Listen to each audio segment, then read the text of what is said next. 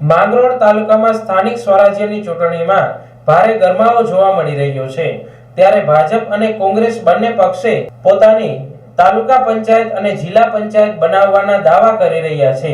માંગરોળ ભાજપના તમામ આગેવાનો અને જિલ્લા પંચાયત ઉમેદવારો અને તાલુકા પંચાયતના ઉમેદવારો એક સાથે રેલી સ્વરૂપે ગોપાલકૃષ્ણ ગૌશાળાએથી મામલતદાર કચેરી સુધી પહોંચી ઉમેદવારી નોંધાવી હતી।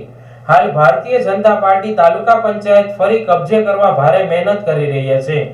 भाजप द्वारा जिला पंचायतनी 4 सीट माटे उम्मीदवारोने टिकિટ આપવામાં આવી છે, જેમાં મેકડી जिला पंचायत सीटना उम्मीदवार तरीके वनिताबेन सोमाजभाई वासण, सील जिला पंचायत सीटना उम्मीदवार तरीके जयेशभाई बाबूभाई चुडासमा, मक्तुपुर जिला पंचायत सीटना उम्मीदवार तरीके सुदाभाई धानाभाई कोडियातर તેમજ ઓજી જિલ્લા પંચાયત સીટના ઉમેદવાર તરીકે જેઠાભાઈ પુંજાભાઈ ચુડાસમાની પસંદગી કરવામાં આવી છે।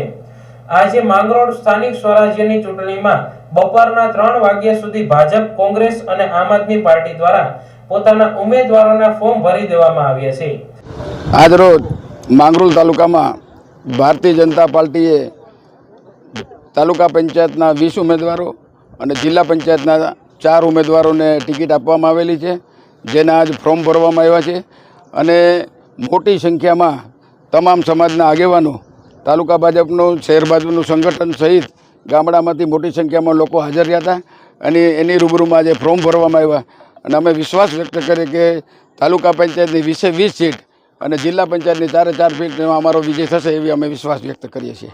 પૂર્વ તાલુકા પંચાયત પ્રમુખ ભાવેશભાઈ ડાભી પોતાના વિસ્તારના ઉમેદવારને જીતાડવા ભારે જહેમત ઉઠાવી રહ્યા છે। હું તાલુકા પંચાયત પ્રમુખનો પ્રતિનિધિ અને મારી માંગરોળ તાલુકામાં ચંદવાડા સીટ આવે। આજ અમે અહીંયા ભાજપમાંથી ઉમેદવારી પત્ર ભર્યું છે મારા બાપુનું નામ। અમારી તાલુકા પંચાયતમાં આજ 4th ટર્મ થતી હતી, એટલે પાર્ટીના નિયમ અનુસાર ભારતીય જનતા પાર્ટી જેને ટિકિટ આપી એને યોગ્ય રીતે એને જીતાડું છું। વિકાસના કામ કરી ગયા છે એના માટે થઈ આખા ગામની 3 ગામની એવી લાગણી હતી એમને કે ભાઈ આને ઉમેદવારી ફોર્મ ભરાવો, ભરાવી ગયું ને પછી લીડ થયું ચૂંટાયું। શું કહેશો ભાઈ ચૂંટણી લક્ષી શું કાર્ય કરશે? ભાઈ નહીં, બધા ટોટલી વિકાસના કામ કરી ગયેલા છે એમને અને ટોટલી રોડ, પાણી, રસ્તાની બધી સુવિધા હવે જે સરકારમાંથી જે વાડી વિસ્તારના કેળાને કરવાના છે એ કરશું। માંગરોળ જિલ્લા પંચાયત ઓજી સીટ પરની ચૂંટણીમાં ખરાખરીનો જંગ જામશે। કોંગ્રેસના અને ભાજપના બંને ઉમેદવારો પૈકી કોણ બાજી મારશે તેના પર લોકોની મીટ છે। ઓજી જિલ્લા પંચાયત સીટ પર ભાજપના ઉમેદવાર તરીકે જેઠાભાઈ ચુડાસમા છે, તો કોંગ્રેસ પર પોતાના ઉમેદવાર તરીકે છેલ્લા 4 ટર્મથી ચૂંટાતા વાલભાઈ ખેરને ચૂંટણી લડવા માટે મેદાનમાં ઉતાર્યા છે। માંગરોળમાં વર્ષોથી કોંગ્રેસના કાર્યકર્તા તરીકે કામ કરતા ફારૂકભાઈ હકીમે કોંગ્રેસ સાથે છેડો ફાડી ભાજપની વિકાસ ધારાને ધ્યાને લઈ ભાજપમાં જોડાયા છે અને ઓજી વિસ્તારમાં આવતી તાલુકા પંચાયતની સીટ પર ઉમેદવારી નોંધાવી છે। ભાજપ સાથે મળીને ભાજપને જીત અપાવવા ફારૂકભાઈએ કમર કસી છે। પ્રશ્ન તમે અઘરો પૂછી લીધો, પણ એમનો જવાબ તમને આપી દઉં। છેલ્લા 15 વર્ષથી કોંગ્રેસની અંદર સક્રિય કાર્યકર તરીકે મેં કામ કર્યું છે। ગાજી સમાજની અંદર આગેવાન તરીકે 9 વર્ષ મારી જવાબદારી મેં નિભાવી છે। અત્યારે બેતુલમાલ સંસ્થાની અંદર સભ્યપદ મારું છે।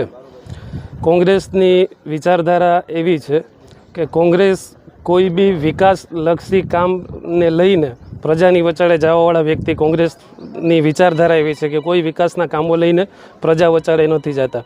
એ લોકોનું ખાલી માત્ર એક જ છે, નાત જાત ભેદભાવ વાળા કરાવવાના, અંદરો અંદર દુશ્મની કરાવવાની, એના સિવાય વિકાસનો કોઈ એમની પાસે મુદ્દો નથી। આજે આપણે સૌ સમજી શકીએ છીએ કે પંચાયતથી લઈને પાર્લામેન્ટ સુધીની અંદર ભારતીય જનતા પાર્ટીની સરકાર છે। ગુજરાત રાજ્યની અંદર 182 ધારાસભ્યની અંદર કોંગ્રેસ પાસે માત્ર ફક્ત 15 કે 17 ધારાસભ્ય છે। એટલે પ્રજાએ જાણે છે, આપણે સૌ જાણીએ છીએ કે ખરેખર વિકાસ કરવો હોય તો સત્તા પાર્ટીની સાથે રહેવો પડે। અને બીજેપી જોઈન્ટ કરવાનું મારું મેઇન રીઝન એ છે કે અમારી સમાજના ઘણા બધી એવા મુદ્દાઓ છે કે આપ સૌ જાણો છો, ભગવાનજીભાઈ માનીય ધારાસભ્ય શ્રી છે, જેઠાભાઈ અમારા છે। જેઠાભાઈના વિસ્તારની અંદર અમારે બારાજેટુનો બહુ મોટો અમારી સમાજનો પ્રશ્ન છે કે વર્ષોથી કોંગ્રેસવાળાએ લોલીપોપ અમારી સમાજને આપ્યો છે। છેલ્લા એમ ગણું તો 40 વર્ષથી કોંગ્રેસવાળા કહે છે કે બારે જેટી થઈ જશે, બારે જેટી થઈ જશે, હજુ સુધી કંઈ થતું નથી.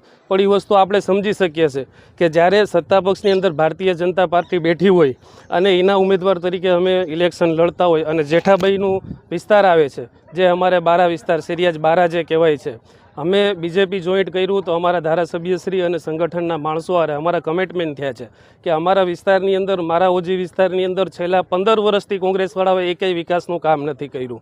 અને જે અમારી સમાજ લગતીની જે અમારી જે સુવિધાઓ છે કે અમારે બારા જેટીનું જે મેઇન પ્રશ્ન છે એ બી મારે સંગઠનના હોદ્દેદારો હારે બી ચર્ચા થઈ છે, માનનીય ધારાસભ્યશ્રી હારે થઈ છે, જેઠાભાઈ હારે થઈ છે. એટલે સૌથી મોટો પ્રશ્ન અમારો એ છે. અને આજે તમને એક વસ્તુ કહી દઉં કે આપણે સૌ જાણીએ છીએ કે આપણા માનનીય વડાપ્રધાન નરેન્દ્ર મોદી સાહેબનું એક જ સૂત્ર છે કે સૌનું સાથ અને સૌનું વિકાસ. જે ભારતીય જનતા પાર્ટીની જે યોજનાઓ છે, માની લો કે આવાસ યોજના હોય કે આરોગ્યને લગતી મા અમૃતમ કાર્ડની યોજના હોય, જે કંઈ યોજનાઓ છે એ આપણે સૌ જાણીએ છીએ કે આપણા ગુજરાત રાજ્યની અંદર, ઓલ ઇન્ડિયાની અંદર સિટીથી લઈને છેવાડા ગામ સુધીના વ્યક્તિ આ યોજનાઓનો લાભ લે છે. ભારતીય જનતા પાર્ટીએ કોઈ દી એવું વિચાર્યું નથી કે ભારતીય જનતા પાર્ટીની એવી કોઈ વિચારધારા નથી કે નાત જાત કે ભેદભાવ કરવો. એ તો સૌ આપણા દેશનું નાગરિક છે, એ આપણું જ વ્યક્તિ છે, એવું ભારતીય જનતા પાર્ટીની આ વિચારધારા છે અને સૌને આ યોજનાઓનો લાભ આપે છે. વાત રહી અમારા મુસ્લિમ સમાજની, તો આપ સૌ જાણો છો કે માંગરોળ નગરપાલિકાની અંદર હમણાં ઇલેક્શન થયું ત્યારે અમારા મુસ્લિમ સમાજના 4 ઉમેદવારોએ ભારતીય જનતા પાર્ટીને સપોર્ટ આપી અને માંગરોળ નગરપાલિકાની અંદર ભારતીય જનતા પાર્ટીનું પ્રમુખ તરીકે માંગરોળ નગરપાલિકાની અંદર પ્રમુખ તરીકે ભારતીય જનતા પાર્ટીના ઉમેદવારને ટેકો આપી અને પ્રમુખ બનાવ્યા છે. એટલે હવે મુસ્લિમ સમાજ જાગૃત થઈ ગયો છે, મુસ્લિમ સમાજના યુવાનોએ જાગૃત થઈ ગયા છે. તમે જોયું હશે દિવ્ય ભાસ્કરની અંદર કે હમણાં મહાનગરપાલિકા, તાલુકા પંચાયત, જિલ્લા પંચાયતની અંદર ઓછામાં ઓછી 25 થી 30 ઉમેદવારોને ભારતીય જનતા પાર્ટીએ ટિકિટ આપી છે. એટલે અમારો એક જ સૂત્ર છે કે અમારે વિકાસના કામો લઈને પબ્લિકની વચાળે જવું છે અને 100% મને વિશ્વાસ છે ભારતીય જનતા પાર્ટી પર કે 100% અમને વિકાસના કામોની અંદર મદદરૂપ થશે અને અમારી સમાજના અને અમારા વિસ્તારના વિકાસ થશે.